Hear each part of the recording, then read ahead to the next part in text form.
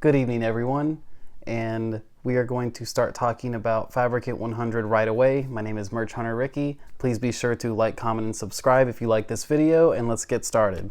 So, Fabricant 100 Chapter 20 starts off at a very chill and slow pace, and honestly, I think it is probably the single-handedly best chapter in this series. I know there's only been 20 chapters, and I say like every other chapter is the best chapter, but honestly that's a testament to how good this series is, right? I love that Enoshima doesn't waste time with traveling scenes. That's going to be very important in a second here, but let's just break down the chapter right now. So it starts off with Fabricant 100 and Ashibi basically like sarcastically explaining to the reader that, hey, we've just finished training and now we're tilling fields. Woo, farm work. From there, we are, given like a brief explanation as to why this is happening, which is she, what's her name? The girl, the prissy girl. I forget her name already. Ayakawa, Miss Ayakawa. She is basically like, hey, listen up. You just got done training, you need to recuperate. Why not explore Mort Safe and get a little bit of a view shift? She wants him to expand his horizons and understand the world a little bit more. And further, she explains this to the leader of Mort Safe, who really does not like the concept of Fabricant 100 gathering dust on combat abilities. She's like, that's a bad idea. And Ayakawa counters this point by saying, look, Ashibi has a dangerous mindset. He needs to learn different reasons to be wanting to protect people other than just go crazy balls to the wall, because that'll get him killed and, Fabricant 100 killed, potentially. And I agree. I actually find what Miss Ayakawa is saying to be highly intelligent and very, very, very understanding of the situation at hand, and very, very important to Ashibi's current training, that he is a little bit of a loose cannon and he does need to understand to take more self-control. She also wants him to gain the will to live, which is fantastic. This is exactly what I'm wanting out of this series. I want Ashibi to go back on his deal with Fabricant 100. Further on in this chapter, we get a little bit of a backstory for a side character that, don't get attached to him, because he dies immediately when Fabricant number 1 shows up with his bodyguard, who we don't know. Last chapter I thought it was a girl. This one kind of has a more burly physique in chapter 20 as opposed to chapter 19, so maybe it's a dude. That'll be, to be determined. However, the man in question who was killed by Fabricant 1 was a guy with a cute family. His wife's name was Sasha, but I don't think we caught his name. I could be wrong. I blazed through that chapter like 3 times because it was like a fever dream almost, right?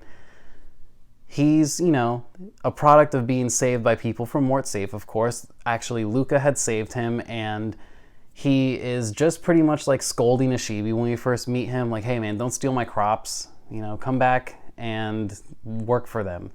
And then, they develop a little bond, a little bit of a strong friendship, and Ashibi, this is exactly what Ashibi needs. Someone who loves life, who treasures every day, who wakes up happy to be alive, right?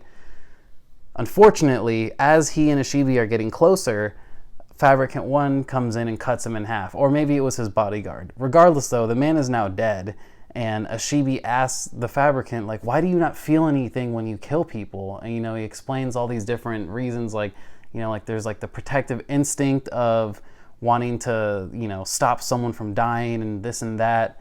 And Fabricant 1 is just kind of like playing with the dead guy's head, like poking it. And he explains, like, these people are different species from us Fabricants. I would never be caught dead in the same category as this stupid thing. So that right away triggers Ashibi, and he starts to think to himself, like, is this what my sister would want? Would she want me to get happy or to live a happy life or something along those lines? And to which he then comes to the conclusion of this won't help me heal.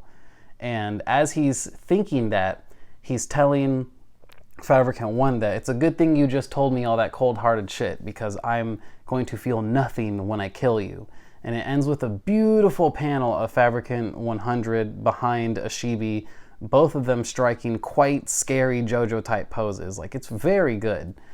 And I think this is where Enoshima shines. This is where he is a very strong mangaka, because the art in this chapter was actually really good, down to the leader of Mortsafe's pose and Ayakao's different faces, to the farmer and his wife holding the kid up and all that. Very good stuff. This is like impactful scenes that stick with you as that guy gets cleaved in half. And then we get this weird panel where Fabricant 1 is like, wait a minute, he had good feet, and like chops his foot off. One panel each for one chop of each foot. Like, Enoshima really does not mess around with traveling scenes, does not waste our time getting to know unnecessary side characters, because let me tell you what, this side character made an extreme impact on me. I was very shocked when he was cleaved in half. Like, honestly, like my jaw hit the floor and went several layers beneath the dirt. I was stunned. This stuff is really good. There was no travel scene. We didn't get to see Fabricant 1 and his bodyguard just like bumbling around the countryside. There was no wasted time on that. We didn't get some weird pontification of what it's like to walk around the masses of losers that he thinks. Instead, we got it in one succinct chapter. And this is, like I said, this is his greatest strength as a mangaka. He does not waste our time. He only gives us what we need to keep the story further going, and to keep like all of our attention on the plot at hand, and not wondering like, hey, I wonder what the 4th level of Mortsafe is, or I wonder what Ashibi's favorite food is. Like, no, we don't need to think about that. We don't need to worry about that.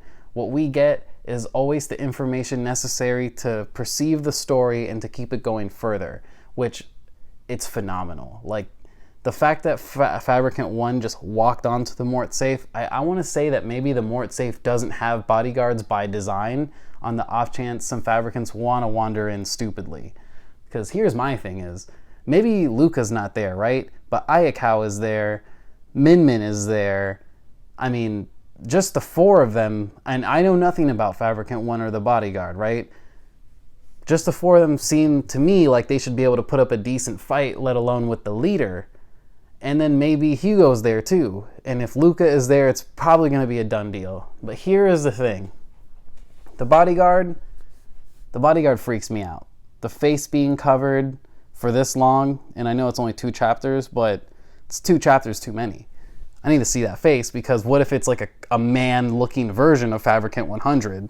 What if this is what I was talking about? This could be Fabricant 98, because we already know what happened in 99, or this could be Fabricant 101. Who knows? Or Fabricant 2 or 3. You know, like, we don't know what this Fabricant's number is. We know who number 1 is, and now we know that he is a young man who is a straight up lunatic. Like, he does not look at humans as anything other than just cattle to pick their body parts from. This bodyguard, to me, is going to be the bigger problem than Fabricant 1, in my opinion. I think that's the whole point of him traveling the countryside so brazenly. Like, we don't know how he took those feet, right? He could have used a cleaver he had in his pocket. He could have ripped them off with his super strength, but we don't know. And the fact that we don't know how he did it, I think, is going to give away his fighting style, which is why Enoshima didn't show us. So, like, again, hats off, because while giving us so much, we still have so many questions to ask and want another chapter to look forward to at the edge of our seats. I'm ready. Like, I might be wrong. I think we're going to get a break next week, and then he will give us another chapter. That might have been for Jiangxi X, but man, that was a fantastic chapter, and I am genuinely worried that the hooded Fabricant, which is what I'm going to call it from now on, is going to be a massive problem. I genuinely think if it's not like a double-digit number Fabricant, it's got a lot of body part augmentations, or it could be like Fabricant 52, with tons of body part augments, and they said, like, you know, each augment makes the person stronger. Like this, who is the eye Fabricant again? Like Fabricant 30 or something like that? I'll correct it down below. But this is what I'm, you know, he put up a decent fight until he got triple teamed. So, like I said, the numbers do favor the Mortsafe, but the fact that Fabricant 1 and the hooded Fabricant are so brazen as to walk directly into Mortsafe grounds and attack a human on Mortsafe property and immediately single out Ashibi, all of these things should be red flags for us readers. We should be worried as to, one, like, do you think this is a coincidence that he just happened to walk into Ashibi as the very first member of Mortsafe? Or do you think, two, like, he has some sort of like a Yao tracker to where like his nose can just smell the Yao flesh at all times. Because remember, this is like the whole reason he's at Mortsafe is because he wants Ashibi's flesh straight up. And I wouldn't be shocked if he's heard about the deal that Ashibi and Fabricant 100 have made. But at the same time, it makes you wonder if there is a traitor in Mortsafe or if it's just common knowledge that Ashibi joined. Who knows? But like I'm reeling. I'm stunned and I'm ready for the next chapter for sure. Genuinely, these last 19 chapters culminated to this 20th chapter in such a fantastic way. There's been something in my eye this whole time, but I'm not going for it. I'm going to leave it in here. I'm going to suffer with the camera. But these 19 chapters culminated to this 20th chapter, and I couldn't appreciate such a strong build up to an equally strong payoff, right? Because just the reveal of Fabricant 1 and then showing Fabricant 1 last chapter, now we got zero travel again, and just wham, they're meeting. And this is, like I said, his greatest strength. He cuts out travel just to make the missions be more clear. It kind of worries me about the longevity of the manga if he's just trying to get the story out as much as possible, or if he's pulling an Oda, because Oda also does not do travel scenes. If you really read One Piece, like one of the few times before the pre-time skip ended that we've gotten traveling is like right after the pre-time skip in the very first post-time skip arc of Fishman Island.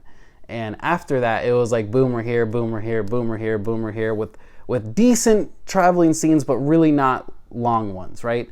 And in Fabricant 100, he doesn't even bother showing you. Like, the only traveling we've really gotten was when Luca kidnapped Ashibi and she was Fabricant 100 jumped in the car. That was like it. And I love it. I love it so much. Like, this is genuinely such a fast-paced and fun manga. I hope it continues to pick up steam and more readers want to catch up and understand more about it. So I think I've exhausted my thoughts for now, so I'm just going to cut the video off here. Some points I want to leave you with again. How is Fabricant 1 tracking Ashibi? How does he know he joined Mortsafe? How did he know where to find him at the Mortsafe? Is this all a coincidence, or does he have an inside man at the Mortsafe, or does he have like a nose that just tracks Yao flesh?